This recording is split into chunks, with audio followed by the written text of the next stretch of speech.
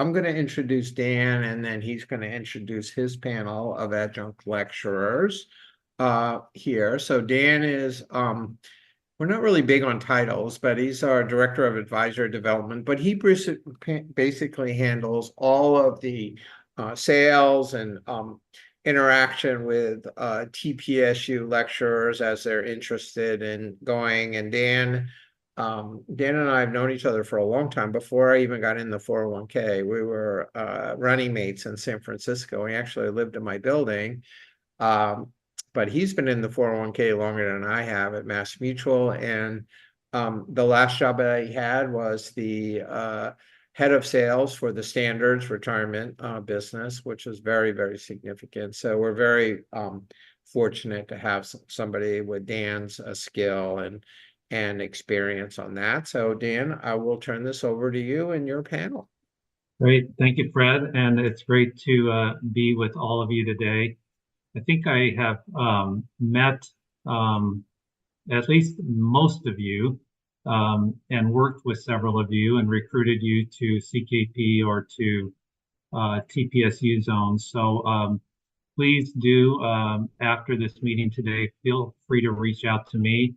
I want to be that conduit for you between on the front end anyway, as we're getting acquainted with the idea of taking a zone. And once we get it up and running, then I hand everything off to Isabella's team at that point.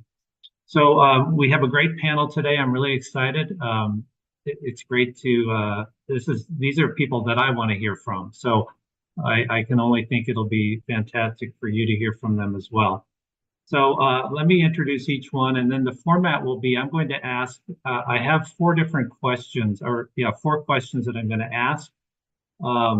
But let's use that chat icon and get some questions in there. This is a really great opportunity to hear from folks that are doing programs, and they know the real deal. So the first person I'd like to introduce is Shelley Horwitz.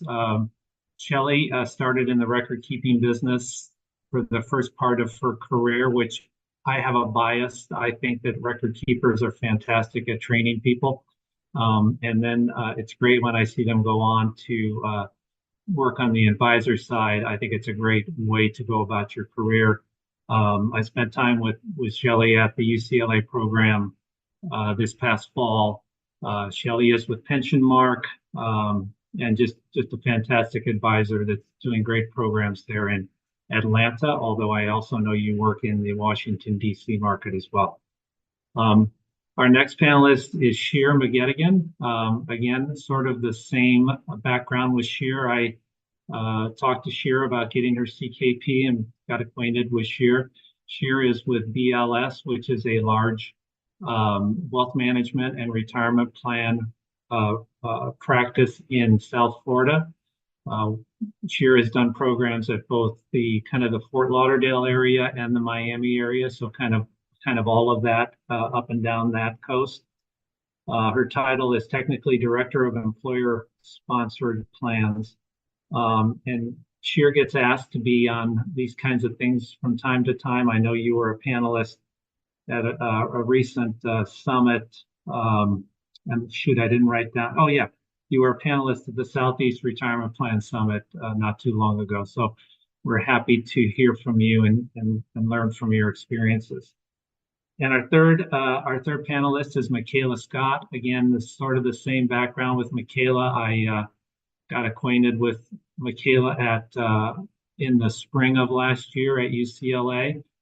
She's a hard one to keep up with. She moves pretty fast. So please seek out her knowledge today, because she's hard to find time with because she's so busy writing plans. Michaela is technically, she has our Boston zone, but she's technically housed in New Hampshire. And I saw recently you had the privilege of presenting up on Capitol Hill about Secure 2.0, which is incredible. So we have a very qualified group of folks here today, and I'm excited to ask my questions and learn as you will learn as well. So So I'm going to start with the first one, and why don't we just go in that order? I'll start with Shelley, and then we'll kind of go through them individually. So as you are an experienced advisor and experienced professional in the retirement planning business, but somewhat new as a an adjunct lecturer, you've done a couple of programs now. What did you learn from your first program or your second program that you think will really help you as you go forward and do other programs? Yeah. Hi, Dan. Thanks. And hello, everybody else. Appreciate you taking the time and thanks for inviting me to do this. The information, honestly, through TPSU, the adjunct lecture series and being able to do this has been really eye-opening for the quality of the individuals that are attending these programs. I'm amazed actually how many repeat people there are. And I'm a new person that took over the Atlanta area. So, of course, there are plenty of advisors that came before me that were doing programs for many years.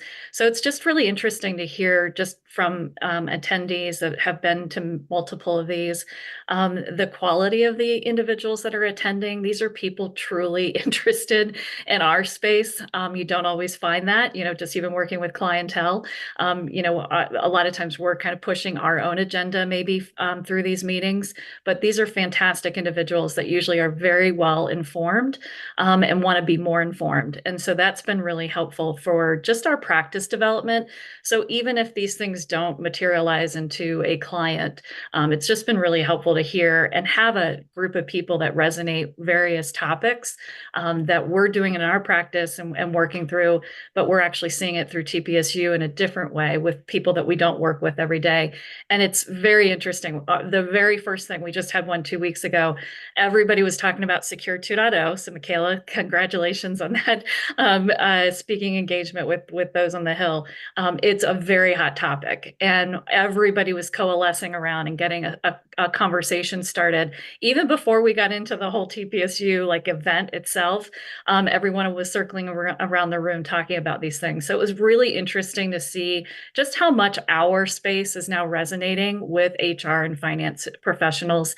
And what I've learned is just that there is a lot of common thread. So not even the folks that we work with every day, but those in general that oversee their plans. And that's been really, really fascinating and also validating. Shira, before I move on to you, I've attended a number of these programs and sort of piggybacking off what you said, Shelley. I'm impressed with the amount of interaction that goes on with fellow plan sponsors. If you think about the fact that all of a sudden, the head of HR from one company is sitting at a table with the head of HR from another company, and it becomes kind of a safe zone for them to ask questions to one another, which is pretty, you couldn't create that in life very easily. So it kind of becomes a kind of a neat opportunity for them. Sheer, same question. Can you ask me the question again, just so I Sure. make sure? I know we've had Yeah. some dialogue since. No, all good. So you've done a couple of programs now. Mhm. I'm sure you learned a lot from your first one, going into your second one. So kind of what going forward do you think you've learned from your first one or two that you think will help in your subsequent programs? So, I think Shelly made a really good point. Having all the plan sponsors there is really cool, and seeing how they communicate, learning from them what they like and don't like. Because there is a session where they kind of go into groups and talk to one another about what they like and don't like. Um, Things that, I was able to kind of see from some of the first ones is that I would like maybe to improve upon, kind of seeing how it works out, is there's so much opportunity in the room. And we haven't found the perfect strategy yet, but finding a really good strategy of like, how do we really turn those into meetings? We have had some success and it has been great, but we need to figure out a better strategy of maybe communicating in a way where we can really get those people to commit to meeting with us. Because once they leave the room, the interest dies down, they get busy, whatnot. So we've gotten great quality meetings, but just finding a better way of getting those people to become leads, maybe having them fill out something, hey, I really want to meet with you. So now when we're calling, it's you asked to meet with us. I'm not sure, but that would be something that I think we've learned from the past is just finding a better way to really solidify some of those. We also, tried different locations. We're in South Florida. South Florida has 3 counties. We have Broward County, which is the Fort Lauderdale area, Miami, and Palm Beach. We tried to do an event at each of the counties initially. TPSU team did tell us that Miami wouldn't be successful and that they'd never done one there because it's not successful. That to me seemed like, hey, that would be a good place to do it since you haven't done one there. But they were right. It was challenging to do one in Miami. So they do know their zones. A lot of that is because Miami is so congested. It's hard to get places. It's an early morning event that we didn't get as much attendance in Miami. The following one, we got so much attendance because we did it in the Fort Lauderdale location and an easy to get to place. So really recommend taking the guidance from TPSU to pick the locations that they know have worked and they've been able to get people in the room. Yeah, and I think what I will add is we were really impressed. Fred comes to our events and he really talks about how important it is to work with a CKP, how important it is to work with a good advisor who really knows what they're doing and a good fiduciary, and talks about how our team is that advisor and really plugs us in a lot. I think that was really amazing. Again, what we need to figure out is what is our strategy for follow-up to turning those people into more opportunities. We did just recently close an opportunity that came in from TPSU. I think the plan is at 45 million. So a really good plan. We're really excited about that. And it was actually really, really easy to add on to that plan once we actually got them to sit with us. It takes a little time, just like all retirement plans, to sit with you. I did see a question come in about how many we got. So that's why I'm answering that question. And they liked the record keeper. They didn't have an advisor. So we BOR added an advisor, added us as the advisor, made it work. We worked with the record keeper, which was Fidelity, which we thought was a great provider, and we're able to reduce fees at Fidelity to plug us in, and the plan fees actually didn't go up by adding us in. So it was a win-win for everybody, and we're really excited about that one. There are a few more that either said they wanted to meet or we've met with that we haven't closed yet. There's one that we're actively working with that was just from our last event. So things definitely develop, but again, we need to find a better strategy, and we know they take time, just like any retirement plan. Most of our business personally comes from personal relationships of all the advisors in the firm. Everyone kind of has their own relationships, and that's how we get clients. So this is our one thing that we do, which is prospecting for people that we don't know. And it obviously is a longer sales process, but finding a good strategy and way. Also, people who come back more than once, that's a great way to get those people to meet with us. So hopefully that answers some of those questions. Yeah, I'll just add on to that is what I tell potential adjunct lecturers is, if we're doing our job, and it's what you just said, we're talking you up as the person. And if we're not doing that, shame on us, because you are, and that's an opportunity to get in front of a lot of people that are learning quickly about the value of an advisor. So, Michaela, same question to you. What have you learned, and what might you do differently? So we run one TPSU program. We had 26 attendees from 20 companies. We had a more intimate setting. We have one client. We did this in September. Almost immediately thereafter, we won a new client, a $31 million plan. They also did not have an advisor. They came to the program and realized that, how can I say it? Advisors aren't useless. They'd had experience with advisors in the past and, put folks into a bucket that we clearly didn't fit. So we won the plan, and that was excellent. A testament to what Dan just said. They were doing their job right and facilitating discussion and creating disruption. So that was good. We are now included in 2 RFPs for pretty amazing plans, one of which we gave them the RFP.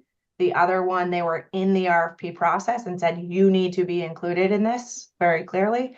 So that was great. And then we're actively working on benchmarking another, which we typically don't do, actually. But in this case, we're willing to do a little bit of work in advance because there's a relationship change. The golf buddy's leaving, and so there's an opportunity with the son now to look more objectively at advisor partnership. And then we continue to follow up. What would I change? There's only really two things I would change. Very excited about all the content that I wanted to impart, so much wisdom. I would take what you think you want to present and I would cut it in half.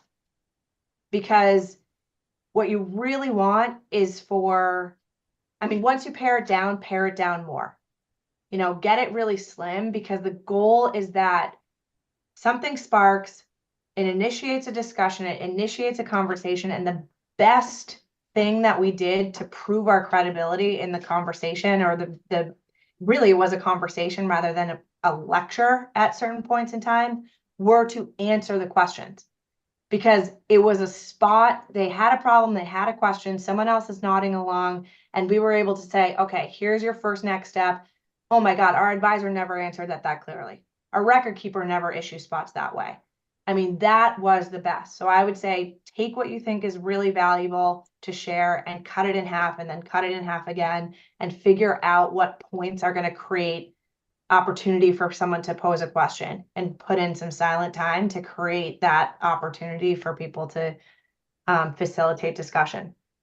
And then the second thing I would do differently is our moderators, so when everyone breaks out and they have to discuss, all these plan sponsors have to discuss what's working and what isn't, they're going to sit at a table with the moderators, the people who have sponsored your program, who are going to sit and interview these folks or listen to them and what they're talking about. Though our moderators just happened to be incredible. They were incredible. They debriefed with us and they said, go after this plan. This is the reason why. They were like informants. They were awesome. I lucked out on that. What I would have done differently is I would have had a little conversation with them. I probably would have walked the moderators through our pitch book, which we've never done. And I would have told them about our ideal client, just so they could have had a more keen ear to exactly what we're looking for.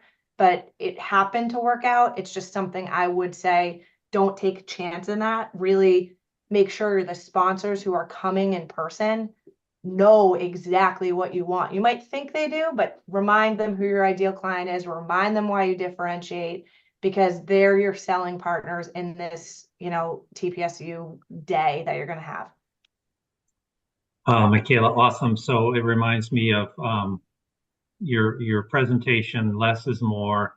And what I think of as I sit and watch adjunct lecturers talk, they're buying you. So your words really count versus really going deep into some fact. They're buying you. They're watching your confidence, your expertise. And then, of course, the last one, the scribes. Yeah, sometimes I think that role gets a little minimized because they may be coming in at 1,500 or something like that. But yeah, make sure they take good notes. They listen, because that's your notes for when you follow up. You'll know exactly what's going on. So great. Can I add to that, Dan? Yeah, absolutely. Yeah. So I love everything you said, and I completely agree. We actually just had a discussion because we have an event coming up in a few weeks. We had an internal discussion of how we want to talk to our facilitators.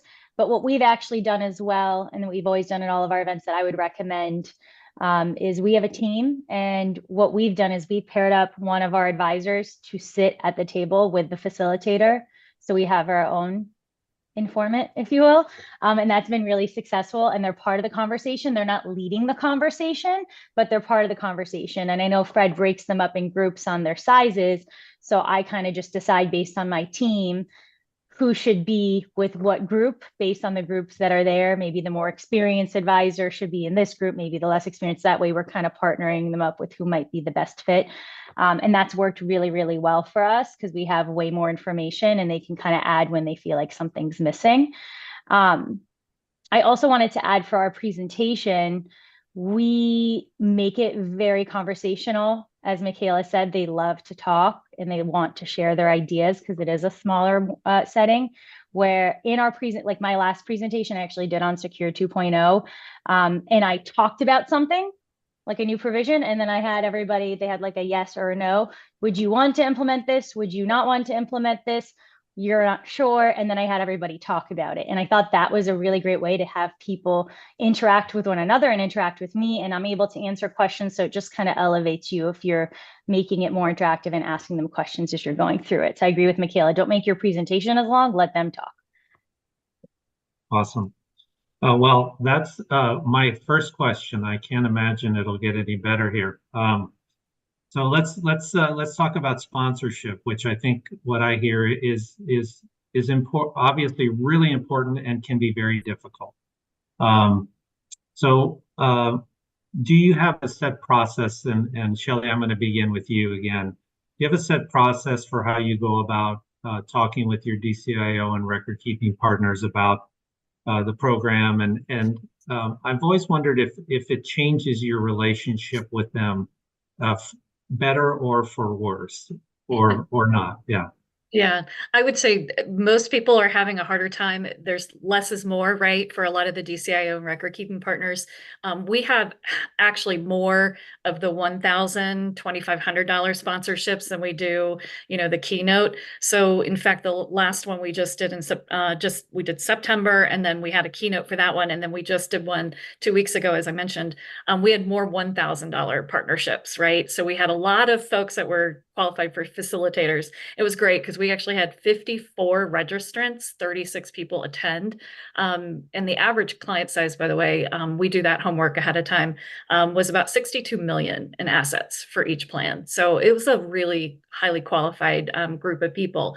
So I would say be really careful too about how you're splitting your DCIO and your record keeping partners, because you want them to be facilitators and you want a good mix. And then you also, if you do a panel of industry panelists, you want to make sure you have a good mix between record keeping and DCIO. I would say that's probably key.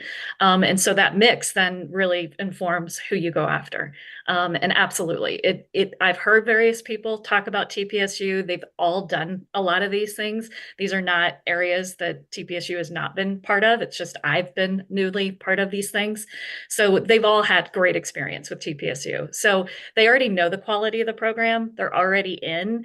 It's now just the budget management on their side. So that honestly has been the hardest part. And you can kind of ask, should you go to those partners earlier in the year versus later? And I would absolutely say yes, because our September event was much harder to grab dollars for than it was in February. Wow, good insight. Yeah, get the money while it's there.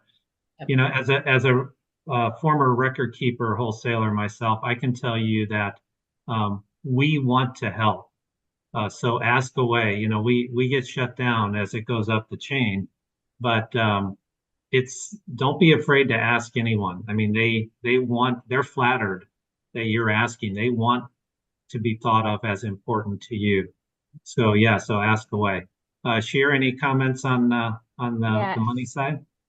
I agree with what you're saying, and that they want to be asked. I've actually positioned it to anyone that I've asked that I'm only asking companies, whether it's a record keeper, or DCAO, or the ones that I want to work with and that I want to present in front of a room full of my potential prospects. And when I position it that way, it's like I'm asking you because I want to do business with you and I want to put your name in front of that group of people.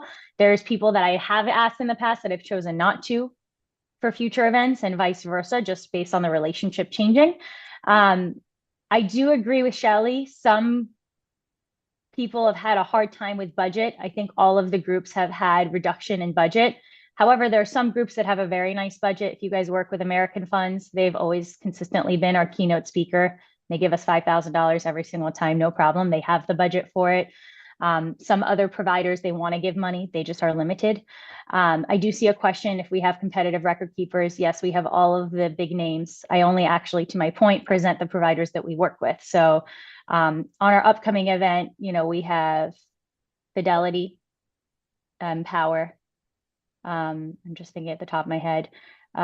We have a Census. We have Principal. We have, forgetting someone. We have the Standard. We have, I feel like I'm forgetting somebody. Transamerica. We've had Vanguard support us. Our guy just switched over, so he's not going to do this event. He just switched over to an advisor role, actually. So our wholesaler switched over. We always have big names, and we have the names of the groups that we're using. So sorry, I'm just throwing at the top of my head. I will say that asking for money, they always want to support if they can. They have more of a budget in the beginning of the year, so better to follow up if you have an event in the beginning of the year, right after, get them to commit to the one that's towards the end of the year so that they don't give up their budget. I did have that issue, Shelly, I think with my event that I did at the end of the year or smaller amounts. This next event, I didn't have anybody give anything under 2,000 except from JP Morgan, which gave 1,000, and they don't have a role. I'm writing that they're sponsoring breakfast. I have had built better relationships, I think, with the providers that we bring, to be honest, because when they come, they get to see me and how I present and how I communicate with plan sponsors, which, because me and my team do a good job, the record keeper wholesalers are excited to work with us even furthermore. I've gotten referrals from my record keeper wholesalers. As an example, Fidelity has introduced me to clients, Vanguard's introduced me to clients because, they get calls in because of their name. So it's actually been really good for us as well to have them in the room because they see how I present, how I communicate, and they feel comfortable and confident sending us more business because when they have an opportunity, they can choose which advisor they refer in. So I think that's actually been really good because they don't know us in that level if they're not ever coming to present with us. I will say there's been relationships that we've seen, people who were willing to support in the past and then feel like they haven't gotten much business from us.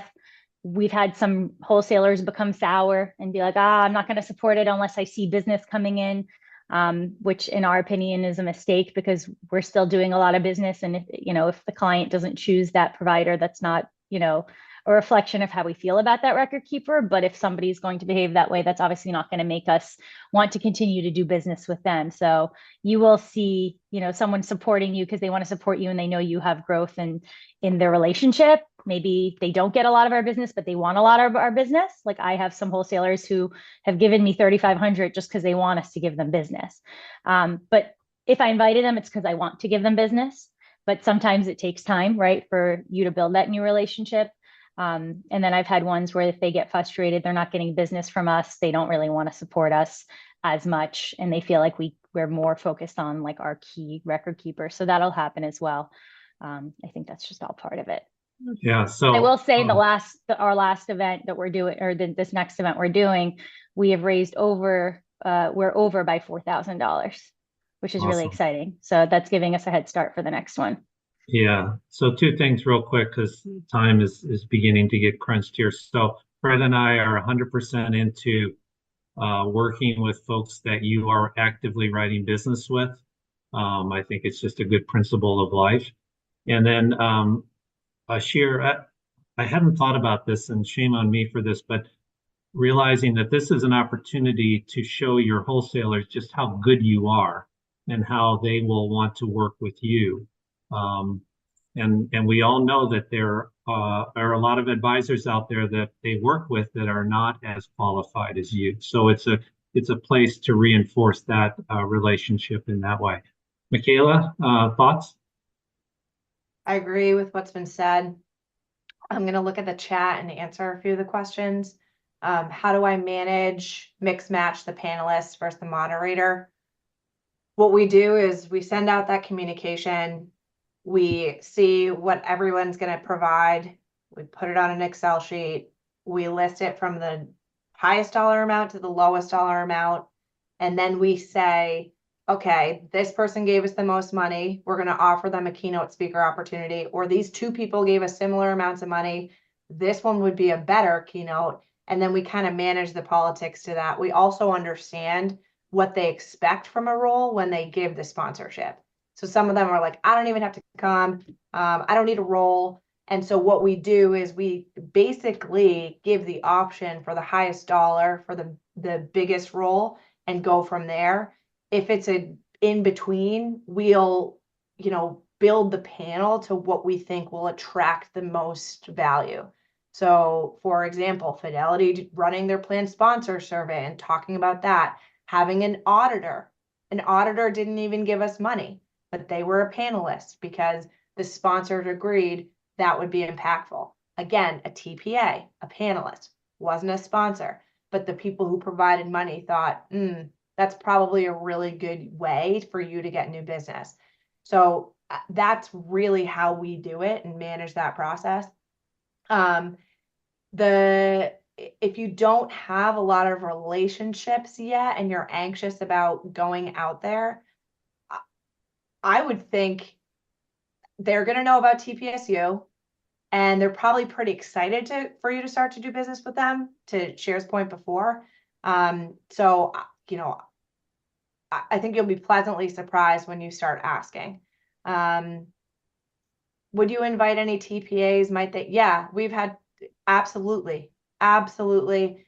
I think that especially with all the concern about like administrative efficiency and streamlining operational compliance, getting the answers directly from the TPAs and the auditors. Also, what we found, like half of the room used this auditor. So for them to be a client, first of all, the auditor was a client of ours. Like there was so much opportunity in that, that relationship, the triangulation of reference in that was great. Okay. I think, yeah. That was awesome. So yeah, I had a couple of things like we talk about having auditors because auditors are just a home run to have on your panel. Yeah. And they don't want to, they don't have the deep pockets that the other sponsors do. But if they see it as a benefit of supporting you or finding new clients, that's a way that they get a win out of that. So that's pretty awesome. So I won't go through each one because we're short on time here, but thank you. Those are great answers. So quickly, the next session, Fred is going to talk about we're bringing in Rebecca, and she has she helps out a number of our adjunct lecturers with follow-up and after a program. So you'll get some there, but I want to ask you kind of what's your follow-up process, Shelley? Is it, do you have a formula, or is it, give me your thoughts there. Yeah, it's changed a lot between September and February. So learned a lot from September to the one we just had a couple weeks ago. I got incredible information, just as Sharon and Michaela mentioned, from the peer-to-peer sessions and the facilitator. They're documenting, they're the ones that are literally infiltrating, the pros, the cons, what's working, what's not. Their information, the data that you get from that is incredible, as well as survey information. So there's also an opportunity sheet that each person is filling out, and then they'll actually give you a copy. So there's really 3 points of reference that I use, and I use a big spreadsheet where I actually go and put assets, record keeper, auditor, current advisor, and then all of that sort of data download into an Excel spreadsheet and talk about pain points, what's the follow-up, and every single email I follow up personally. I know, Brock, you asked that question, could TPSU do that follow-up? I do it personally, and I, always include very specific information on that follow-up so that they know not only was I dialed in, but I've got all this intel and I've got actionable items that they want to complete, and I offer help, right? It's not in a salesy way. It's in a very educational, soft sell way. So that has been really helpful. I just finished doing all of those follow-ups, and I would say every single person, even if they didn't come back with a specific item, they all said acknowledged, received, thank you so much. There was still a soft piece. And I think, Cher, for your point earlier about I need to do a better job of kind of continuing that process and what's next. So we actually have a Secure 2.0 lunch and learn for all of the September and February folks that we're going to do, just again, more educational information. And then if we don't have any and that's in the next month. So really a month or 2 at the most to follow up with these folks with additional educational resources. And then we'll start to drip on them with, kind of our traditional stuff. But it was a lot better process than I had in September for my first one. So much more informed, so much more information. So that was great. Yeah, that's awesome. So Mitch Haber from Voya is on this call. I'm not calling him out to say anything, but he's a big supporter of our programs, and I'm on a number of calls with Mitch when we talk to advisors, and his line that I like is, it is the greatest soft sell out there. You know, you're selling by educating, and if you're especially Shelley, you're nailing it with talking about, hey, you know, the payroll issue you're having or whatever, you know, that not everybody's going to get that right. So that's a great idea. Sheer, any thoughts on follow-up? Kind of shared this in the beginning, so we'll kind of let Michaela address it. I know we're short on time, so. Okay, all right. Michaela, thoughts on follow-up? So we follow up, we send the certificate of attendance, everybody gets an individual email. After that, what we do is we have in our presentation specific things that everybody in attendance might want. We mention a checklist. We mention a plan sponsor attitude survey. We mention things that you see people taking notes that they might want, so that you have a reason for them to say, oh yeah, I needed that or I wanted that.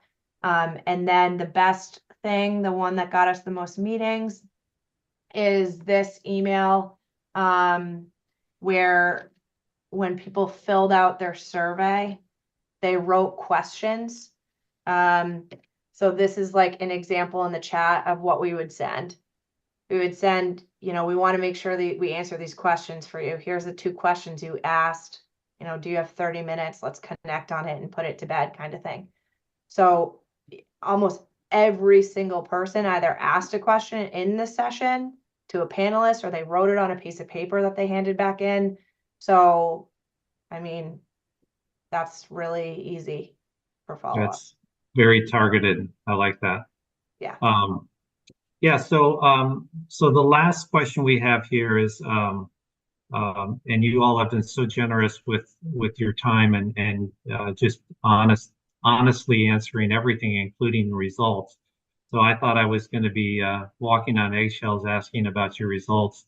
I'll just ask to go around and talk about with each Shelley results or pipeline as much as you want to share. I know it's always sensitive, and then if we have a minute or two after that, we'll see if there's any other questions for the panel.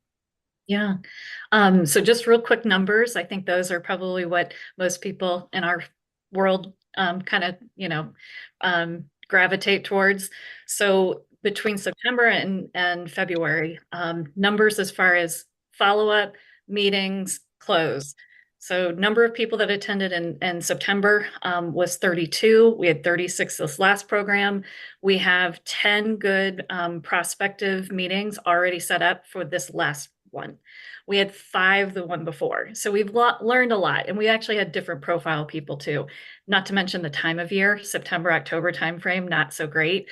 This last one, it was like a clamoring. Everybody had the same kind of stuff. So it was all benchmarking, RFP, advisor RFP. Everyone has the same kind of list of things on their schedule. So yeah, it's been fantastic. So we've got 2 closes from the last one. And then, I mean, 10 great prospects from just the one we did 2 weeks ago. So, you know, getting in the door is Wow. 90% of the battle. That's fantastic to hear. Sheer, I know you shared about that one plan. Is there anything else you want to add about that? So that's the only plan that we've actually gotten. There isn't one more that we are actively working with, that when we met with a couple of weeks ago, it sounds like they'd be moving forward in April. It's a $6 million plan. Other than that, there's been some opportunity, but nothing really super viable, to be honest. And I think that has a lot to do with the follow-up. I will say, and also the strategy when we're there. Like Fred always says, they should work with an advisor. We need to like capitalize on that in that moment and get somebody to commit to wanting to have a conversation in a not salesy way. We try to not be salesy at all, but I think that's hurt us. So I think really making sure to take advantage of the opportunity while it's hot. Fred tells them we'll do a benchmarking. It's complimentary because they attended the event. So it's kind of just maybe having everybody sign up if they want that meeting. Has been our idea. Also, I've assigned it to the advisors that I bring in to follow up with whichever people that were in their little group. And I need to be more assertive with them on their follow-up strategies, I think. I did want to add something. We do invite our existing clients. I do recommend that people do that because my existing clients, when they're in those little breakouts, talk about how much they love me and my team. And that really, really helps give a positive light to the other people who don't know us. So it creates that like trusted, additional layer. So I just was thinking about that I wanted to add in if you can. And it makes you look good to your existing clients that you're a CKP and you've been asked to speak as an adjunct lecturer. So it can't hurt either way. Very good. Michaela? Second, that inviting a client was extremely beneficial. Someone asked about what infrastructure is in place to support this. You're looking at it. Hi, Michaela, Scott here. TPSU makes it pretty easy. I think like everything, when you're planning to do the TPSU program, any time you've carved out in advance, also carve out your follow-up time, put it on your calendar. It has to be there. It has to exist in there, and you have to block the time. I'm preaching to the choir there, but I just sent an email because I forgot to do one follow-up, and I'm inspired by Shelley's comments. So